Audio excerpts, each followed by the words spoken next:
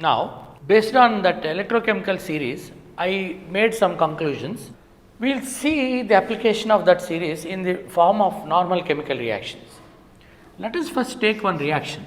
Zinc plus sulfuric acid gives zinc sulfate plus H2. Our question is whether this reaction is spontaneous or not. Now, first observe the reaction. It is a redox reaction in its given direction. As per this reaction, if you carefully see, zinc is undergoing oxidation, hydrogen is undergoing reduction. As per the given reaction, zinc is anode, hydrogen is cathode, as per the reaction. So, zinc slash zinc plus 2 double slash hydrogen plus slash H2 is the cell notation. So, zinc anode, hydrogen cathode. Under standard condition only we will take. Now, as per this expression, hydrogen is what? Cathode. Zinc is anode. And what is the E cell for this? E naught cell we should say. Hydrogen, E naught of hydrogen plus H2, E naught of zinc plus 2 slash zinc. And this is 0.0 volts minus of the zinc's reduction potential is minus 0.76 volts. And if you work out, it happens to be 0.76 volts, which is a positive value, and the cell is able to produce EMF, and the direction of the cell is correct, and the given direction of the reaction is correct, and this is a spontaneous reaction because E cell is positive. For a given reaction, for a given redox reaction, if you get positive cell potential, it is a spontaneous redox reaction. If we select a copper electrode, we will see, or some silver electrode, silver plus HCl giving silver chloride plus half H2. See this reaction. This is the given reaction. The question is whether it is spontaneous or not. Will it happen? Will not happen? That is the question. And as per this given direction of the reaction, silver is undergoing oxidation, hydrogen is undergoing reduction. So, as per the given reaction, silver serves as anode, hydrogen serves as cathode. So, the E cell of this is E naught cell. Now, here silver is anode, hydrogen is cathode. So, hydrogen's potential is 0.0 volts minus silver potential is 0.8 volts. The cell potential happened to be minus 0.8 volts. The cell potential being minus 0.8 volts, we have to conclude this reaction will not take place. Non-spontaneous, non-feasible, because silver has got positive standard reduction potential. Metals with positive reduction potential cannot replace hydrogen from acids. Metals with negative reduction potential can replace hydrogen from acids. Now, we can also compare the reactivity between two metals. As I mentioned earlier, which metals are more active? Metals with lesser reduction potential are more active compared to metals with greater reduction potential. We know pretty well E naught zinc plus 2 slash zinc is minus 0.76 volts, whereas E naught copper plus 2 slash copper is 0.34 volts. Now, what do you conclude? Less reduction potential. Zinc is more active compared to copper. So, zinc is a better metal compared to copper metal. Suppose you react zinc metal with any copper compound, there is a possibility that zinc can kick out that copper ions and reduce them. For example, if you take zinc and you keep copper sulfate in aqueous medium, obviously zinc metal will be able to reduce copper metal, because copper metal has got greater reduction potential, zinc metal has got greater oxidation potential. this reaction is going to happen. Zinc sulfate plus copper. And here zinc is replacing copper metal. Zinc is more active compared to copper metal. Zinc has got lower reduction potential than copper metal. So, such metal can always replace another metal with lesser reduction potential. So, this reaction is spontaneous, whereas this reaction is non-spontaneous. This is non-spontaneous because for this E cell is positive, for this E naught cell is negative. So, the conclusion is a metal with lesser reduction potential can always replace a metal with greater reduction potential, whereas a metal with greater reduction potential can never replace another metal with lesser reduction potential. The same is the logic you can always use even for a non-metal. For example, as we have seen, reduction potential of chlorine is 1.36 volts. Reduction potential of fluorine is somewhere around 2.87 volts. From this, what can you conclude? Fluorine has got greater reduction potential compared to chlorine. So, fluorine is a superior non-metal. So, fluorine's tendency to undergo reduction is more compared to chlorine's reduction potential. So, suppose you take potassium chloride and pass fluorine into it, what will happen? Fluorine will undergo reduction with greater ease. So, it will kick out chloride in the form of chlorine. This reaction will take place, 2Kf plus chlorine. This takes place. Why this reaction has got positive reduction potential? E cell, because fluorine's reduction potential is more. Fluorine is acting as a cathode because it is undergoing reduction. Chlorine is acting as anode, it is undergoing oxidation, which is apt as per this. If you find the E cell for this, fluorine being reduced, fluorine is cathode, 2.87 minus 1.36, you are going to get 1.51 volts. That reaction has got a potential of 1.51 volts under standard conditions. So, these are the conclusions what we can make out of what should I say, electrochemical series. The thing is, in the electrochemical series, we have got pretty good number of values, very good. Based on that only we are able to understand whether a reaction takes place and which metal is more active, which metal is less active and all. The question is, all these logics will hold good only under standard conditions, because electrochemical series contains standard reduction potential values. But in chemistry, we need not always stick to standard conditions. I perform any reaction at any condition. So, why should I always take them in standard conditions? Why should I take fluorine with 1 atmosphere? Why should I take potassium chloride in 1 m concentration? And why should I stick to 25 degrees? The 25 is okay, room temperature we can. But pressure and molarity, I need not always maintain in standard conditions. So, in case I change the conditions, how the potentials are affected? That is a very interesting aspect of voltaic cells and single electrode potentials. Suppose you have got a zinc electrode with a reduction potential of minus 0.76 volts. Otherwise, chlorine electrode, you have got 1.36 volts with chlorine gas and chloride ions, chloride with 1 m and chlorine gas with 1 atmosphere.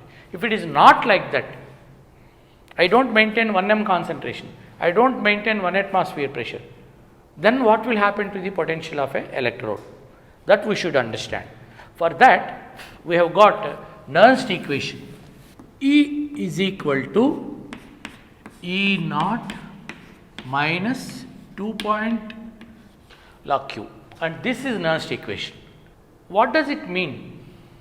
Actually, this E naught is the standard potential of an electrode or a cell, whereas this E is what under non-standard conditions, and this particular equation is called Nernst equation.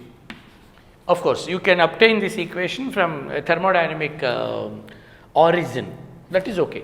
Here what we would like to appreciate, with the help of this equation, how you can calculate the potential of either a half cell or a complete cell without normal conditions. Means what? Without standard conditions, without 1m and all. Suppose, what is this E naught? This is the potential of a half cell or a complete cell when everything is in standard conditions. Of course, if the temperature is taken as 25 degrees, this R being a constant, 2.3 being a constant, F is Faraday. We can take these constants as constant and again modify the Nernst equation. The Nernst equation is E is equal to E naught minus 2.303 RT by NF log Q. What is the purpose of this equation? As I mentioned, in the electrochemical series, we will be having all potentials of different half cells. But those potentials are valid only in standard conditions. Means ionic species 1m concentration, gaseous species 1 atmosphere and temperature being 25 degrees. So, if you change the parameters, how the potential of an electrode will change? If you change the parameters, how the potential of a cell will change? That is given by Nernst equation. First, let us understand the terms of this equation. There is one E, there is one E naught. This E naught is under standard conditions, means 1m pressure, 1m molarity, 1 atmosphere, 25 degrees. But this E is in any other condition other than standard condition. And this R is ideal gas constant, T being the absolute temperature, F is Faraday, 96,500 coulombs. And here the most important terms are N and Q.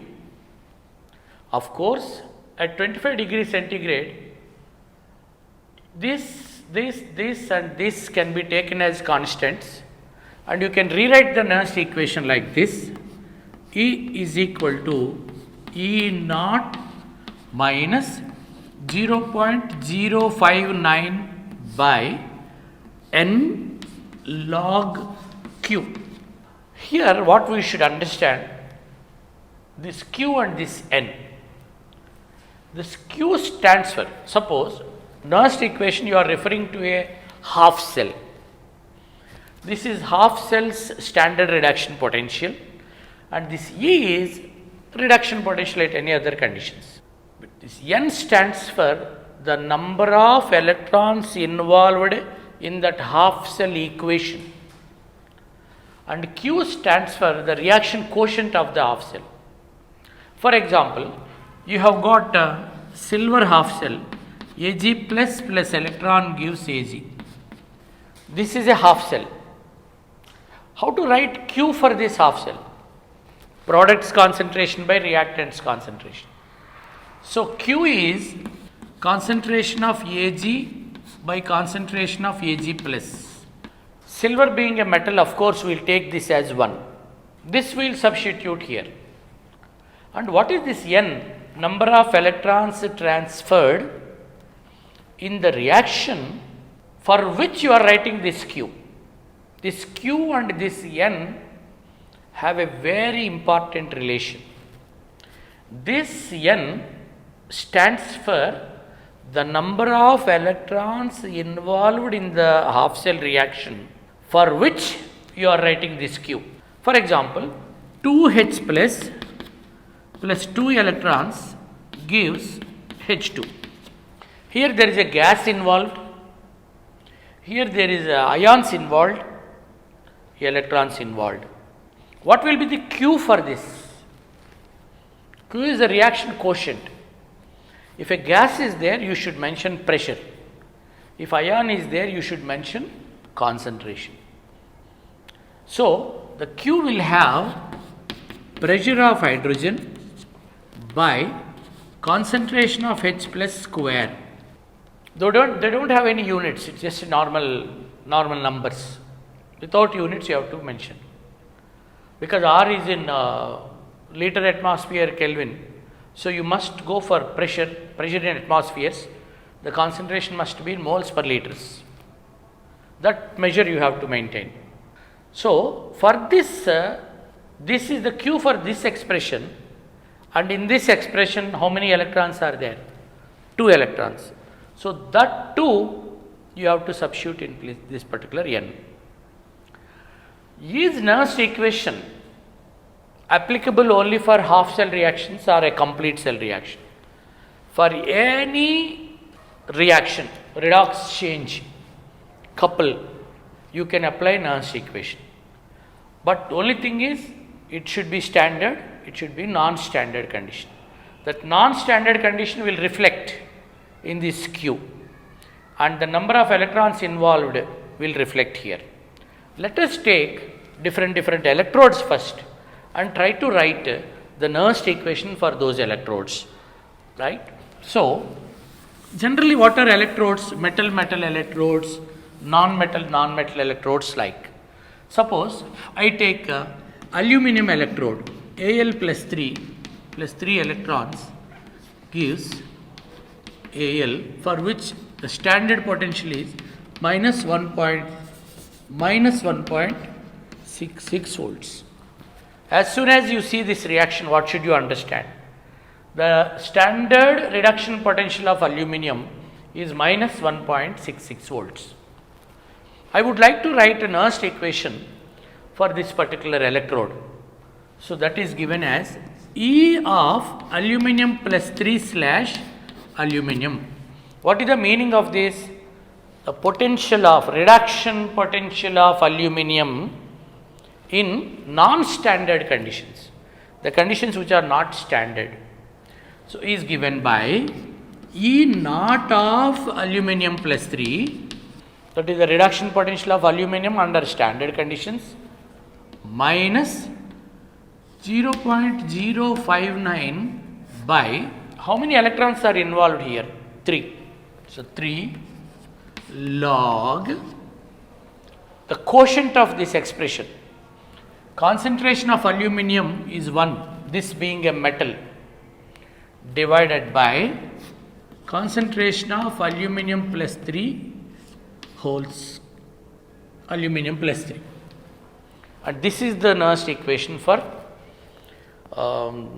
aluminum electrode. Suppose if I make this concentration as 1m, 1 by 1 will become 1, log 1 is 0, this entire part will be lost, again the potential will become equal to standard potential. If this is not 1m, the potential will be different. For example, I would like to know the potential of aluminum electrode if aluminum ions are having 0.01 volts. The concentration of aluminum ions is, let me say, 0.001 volts. Sorry, molarity, sorry. Then what will be the potential of aluminum electrode?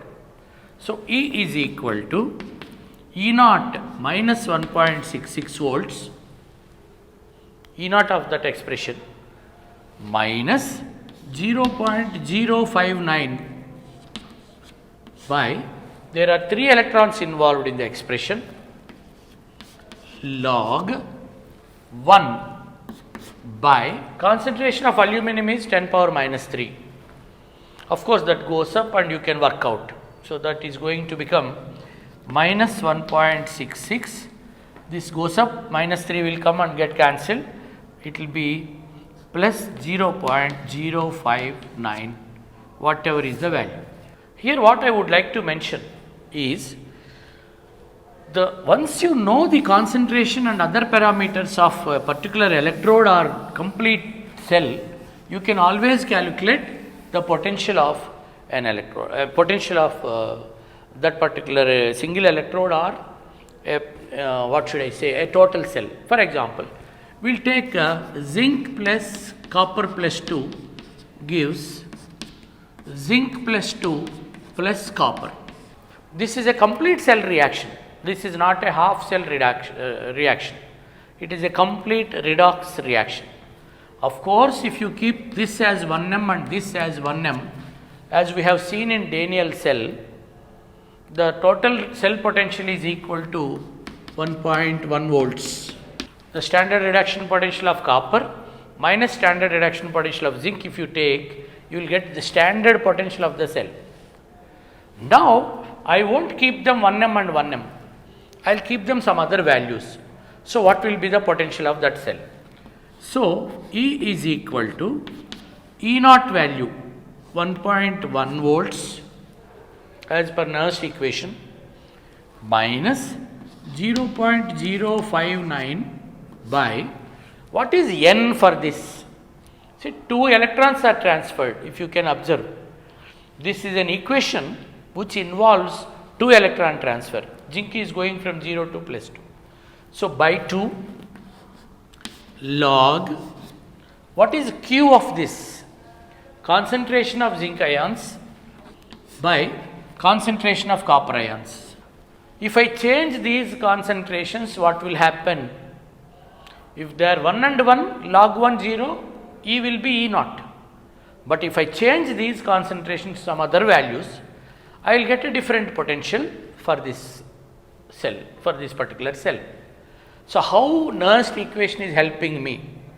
Nernst equation helps to calculate the potential of a half cell or any other cell basing on the concentrations and pressures of different species. So, let us see some important half cells and try to write the Nernst equation for that. Suppose you have got a metal electrode. You take a metal electrode, M plus X or plus N, adding N electrons, you will be getting metal. What will be the Nernst equation? This is a metal ion electrode. So, what will be the Nernst equation for this? Potential of metal slash metal is equal to standard reduction potential of that metal minus 0.059 by N electrons are transferred, valency of the metal, log, this is anyhow 1 by metal ions concentration. So, based on the metal ion concentration, you can always calculate the potential of this particular metal electrode. Now, you take a non-metal electrode and let us see the Nernst equation. Suppose I take a non-metal electrode, some X2 will pick up 2 electrons or some N electrons, or I will take an example, chlorine, 2 electrons, 2 chloride. What do you understand from this? This is a non-metal electrode involving a gas and ion. So, how to write the Nernst equation? E of chlorine slash chloride is equal to E naught of chlorine slash chloride minus 0.059 by 2 electron transfer log Q of this is chloride concentration square by, there is a gas. So, I must mention pressure of chlorine. This is how you have to write the expression for chloride chlorine gas electrode. Now, the very famous standard hydrogen electrode, if you take standard hydrogen electrode and if you vary pressure, if you vary concentration of H plus and all, how the potential would change? Let us see. 2 H plus 2 electrons gives H2. And what is the potential of this particular electrode under standard condition? 0.0 volts. See, this is a very famous standard hydrogen electrode potential.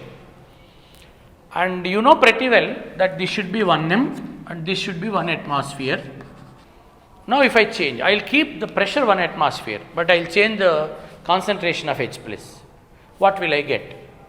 What is the Nernst equation? I should depend on Nernst equation for any variation I bring about to a particular standard electrode. So, for this hydrogen electrode especially, H plus slash H2, this is a reduction potential of hydrogen electrode. I will maintain pressure as 1 atmosphere is given by E naught H plus slash H2 minus 0.059 by, here 2 electrons, log pressure of hydrogen by H plus square. As per the equation, the quotient is this much and number of electrons is this much. And as I told you, the pressure being 1 atmosphere, so I can rewrite the expression as E is equal to H plus slash H2, and this being 0.0 volts, it can be rewritten as minus 0.059 by 1 I will keep, and I will cancel out these 2 as per logarithmic expression. So, what would I get?